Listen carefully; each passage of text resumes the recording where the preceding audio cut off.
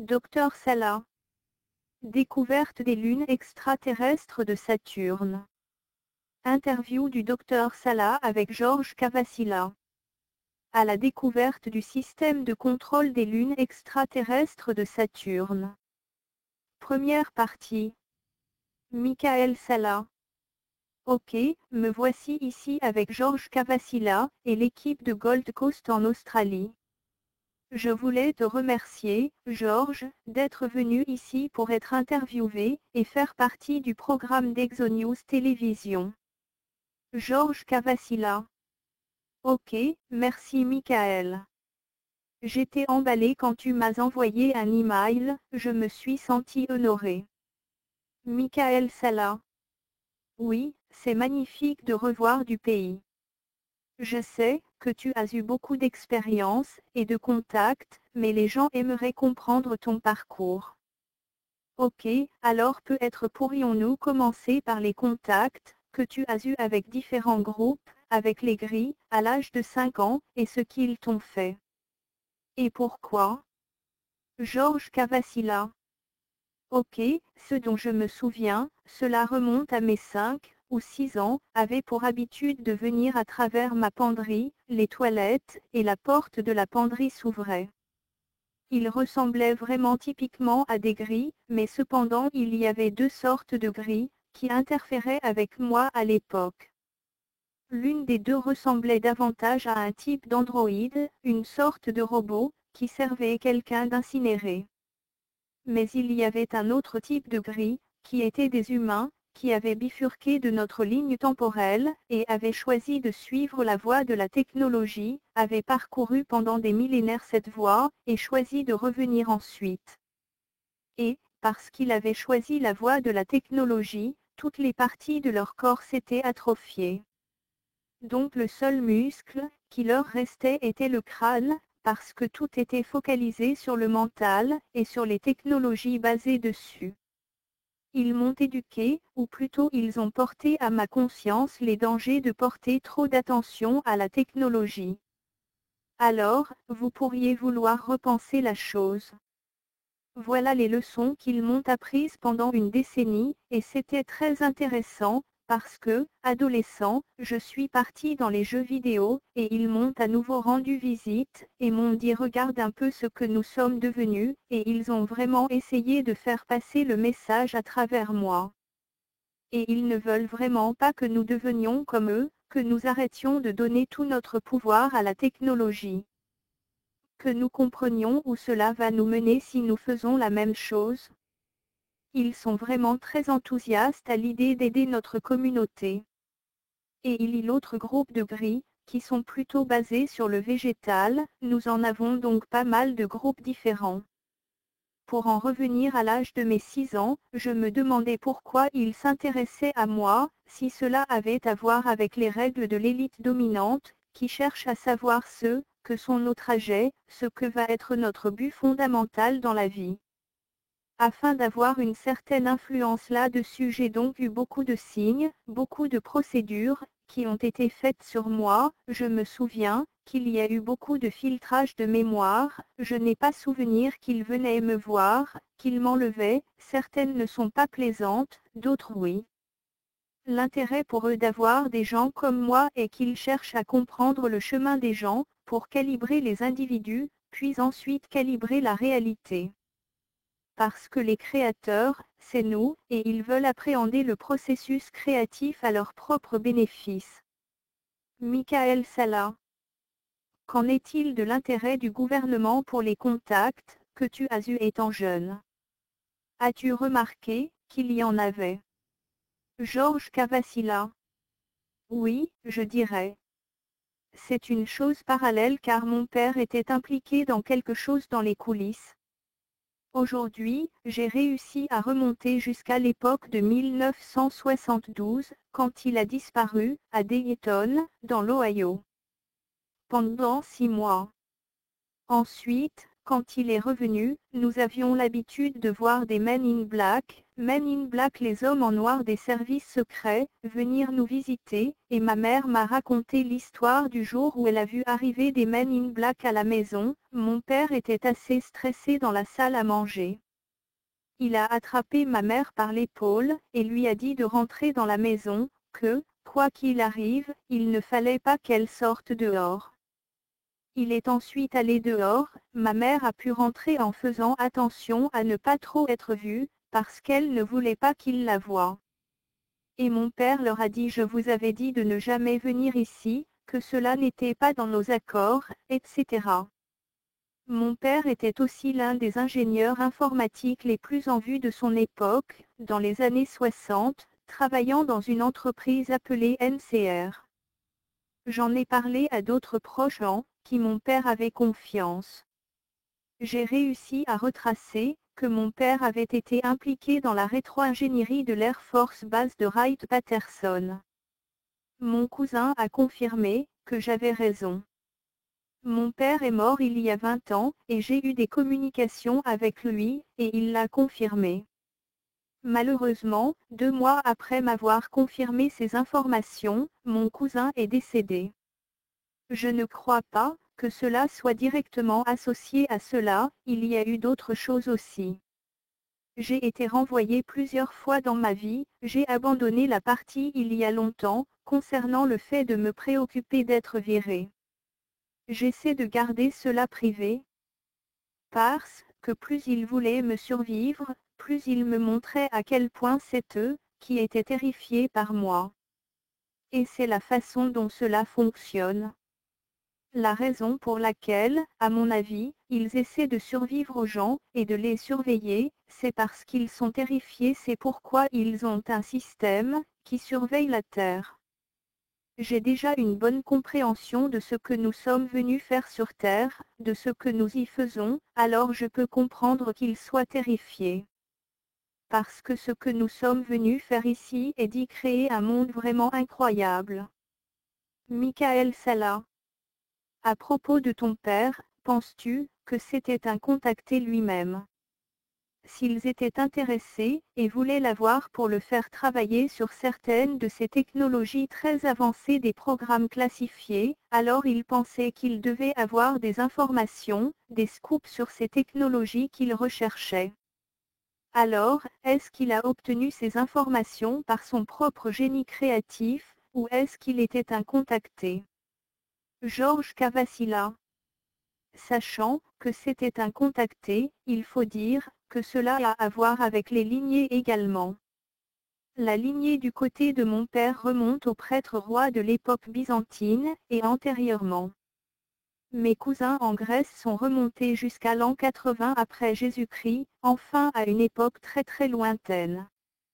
Donc oui, j'ai des ancêtres renommés. Il y a donc ce problème des lignées, et là les cerveaux des conspirationnistes vont cogiter, et dire, que je suis un reptilien, parce que seuls les reptiliens ont des lignées.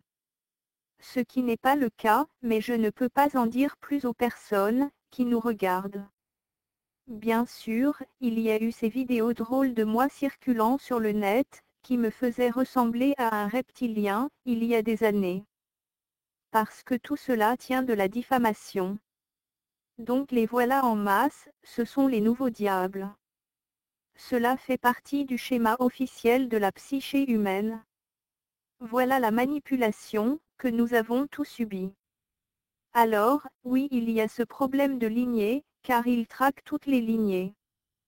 Quand une personne s'incarne, et ils savent que l'univers est relié, alors ils attendent le moment de la naissance puis recherchent le moment de la conception, un peu avant, ils utilisent alors toutes leurs compétences et leurs techniques pour savoir ce que le bébé, qui va naître fera dans ce bas monde, quelles seront ses compétences.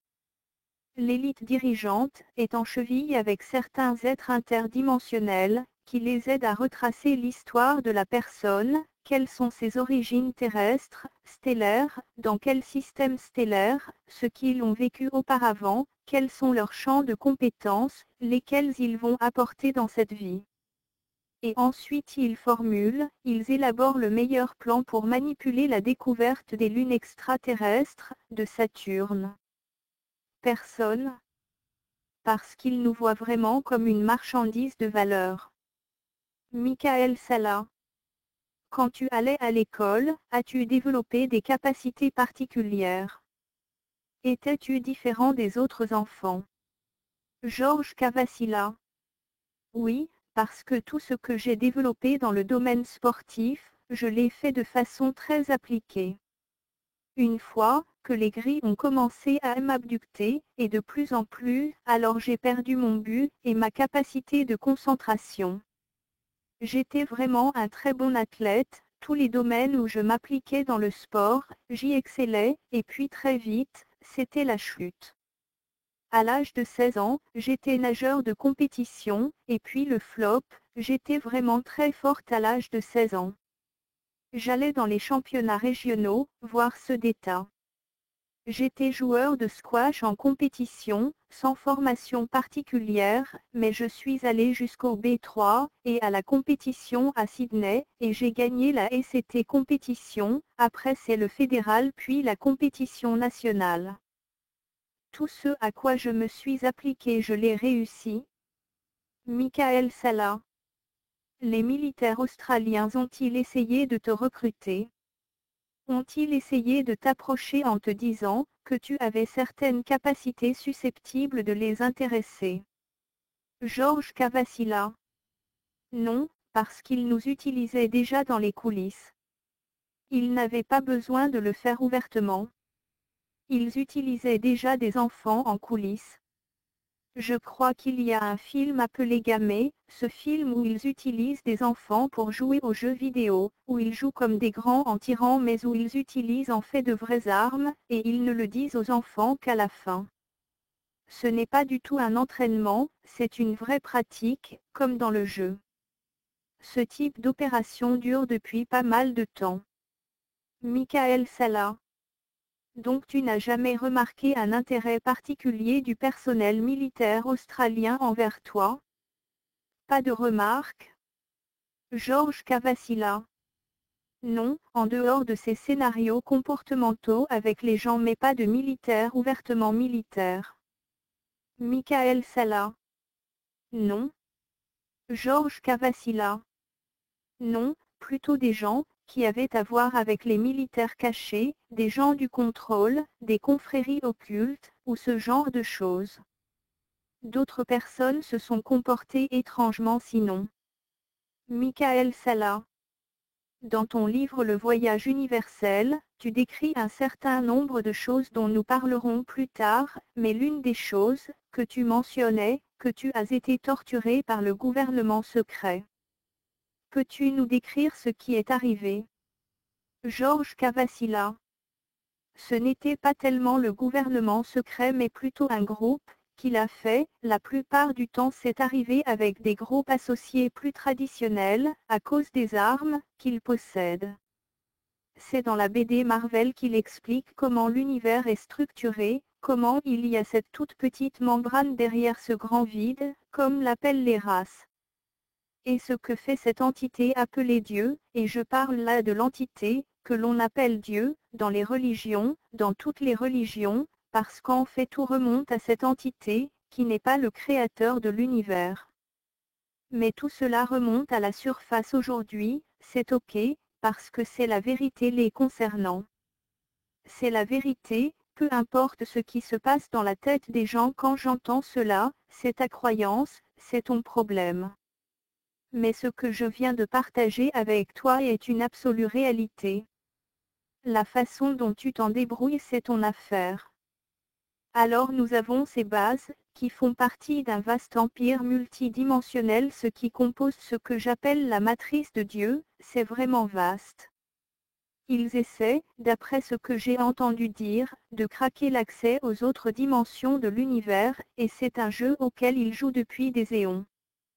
parce que nous sommes une fractale de la Terre, elle-même une fractale du système solaire, elle-même une fractale de l'univers. Voilà la façon dont cela fonctionne. L'univers est imbriqué dans la galaxie, imbriqué dans le système solaire lui-même, imbriqué dans la Terre puis dans le corps humain. C'est un enchevêtrement d'énergie fractale universelle. Donc nous sommes des univers sur pied, et toutes les cellules de ton corps sont des galaxies, tous les atomes sont des systèmes stellaires, et toi, que je vous assis là devant moi, est la somme du tout, fait en vain donc tout ce qui est fait dans l'univers se retrouve là dans ce petit point. Voilà ce qu'est cette réalité, voilà ce que nous sommes. Et parce qu'ils le savent, tout cela, ils essaient de craquer les codes de l'univers par l'intérieur, chose qu'ils n'en peuvent pas faire d'habitude. Mais ils veulent le faire par notre biais, ils veulent nous utiliser pour accéder à ces autres réalités auxquelles ils ne peuvent pas accéder d'ordinaire en 3D en interne. Voilà les gars ce que sont nos corps, des bouts de l'univers, et bien sûr, que notre conscience peut le faire, notre esprit peut le faire aussi, mais c'est notre conscience qui peut atteindre les autres réalités. Mais il faut dépasser la conscience pour atteindre le vrai truc. Il faut aller chercher ce que moi j'appelle l'âme. La façon dont les gens pensent la chose, l'âme n'est pas la mienne, car les gens aiment trop la hiérarchie, les modèles. Mais pour moi, l'âme c'est la projection de la conscience, mais pour moi, c'est là, et j'ai vécu en 2003 une expérience sans appel, qui m'a montré cela, sans aucun doute possible. Michael Salla. Avant de passer à ton expérience, juste pour que les choses soient claires, sur le gouvernement secret. Georges Cavassila. Oui, cela était très douloureux, tout cela interférait complètement avec toute ma construction, ce qu'il essayait de faire. Si je peux me permettre de prendre une analogie, c'est comme dans la série Stargate Universel 1, où les Klingons, c'est-à-dire les reptiliens, ont cette arme avec laquelle ils ont l'habitude de piquer les gens, ce qui cause beaucoup de douleur aux gens, et tout ce que je n'avais pas vu, toute cette technologie. Mais là je te donne juste quelque chose sur quoi t'appuyer. Voilà ce à quoi cette expérience ressemblait, et cela me prenait une semaine pour m'en remettre parce que c'était tellement douloureux, c'est comme si toutes mes forces étaient drainées à l'extérieur de moi, et cela t'atteint à un niveau tellement profond quand ils te font cela, quand ils l'essaient sur toi. Une autre fois, j'étais clouée sur une planche, avec plein d'extraterrestres différents autour de moi, du personnel extraterrestre, du personnel militaire également, et surtout cette femelle extraterrestre hybride avec de longs cheveux roux, comme quelqu'un qui a perdu ses cheveux après un traitement, donc des cheveux vraiment fins. Elle avait un nez très pointu, des joues très osseuses, et décharnées. Et elle me violait, et cela a été vraiment un cas très dur pour moi à gérer, parce que d'un côté il te stimule tellement, c'est le truc ultime, et tous les gars voudraient connaître ça. Mais il faut bien comprendre que derrière, ton corps est stimulé au-delà de toute imagination, ton désir sexuel, ton corps sexuel est stimulé au-delà de toute limite, et tu veux tellement avoir du sexe, c'est complètement inimaginable. État dans lequel ils te mettent. Et d'un autre côté il y a cette vie, totalement horrible, parce que j'étais violée par cette femelle, et il y a tous ces gars aux alentours qui regardent, donc il y avait une partie de moi, qui nageait dans l'horreur absolue. Je ne pouvais pas, cela m'a pris très longtemps pour me réconcilier avec cette partie de moi. Puis je suis passée à un autre niveau, et là c'était mon moi, qui était présent, sous assistance respiratoire, et cette partie de moi, mon ego, qui s'appelle Georges, me disait ça va aller, tout va bien, ça va bien se passer. Je me suis divisée en 3 niveaux pendant ce processus. Cela m'a pris très longtemps pour me reconstruire. Traduction. Emmeline.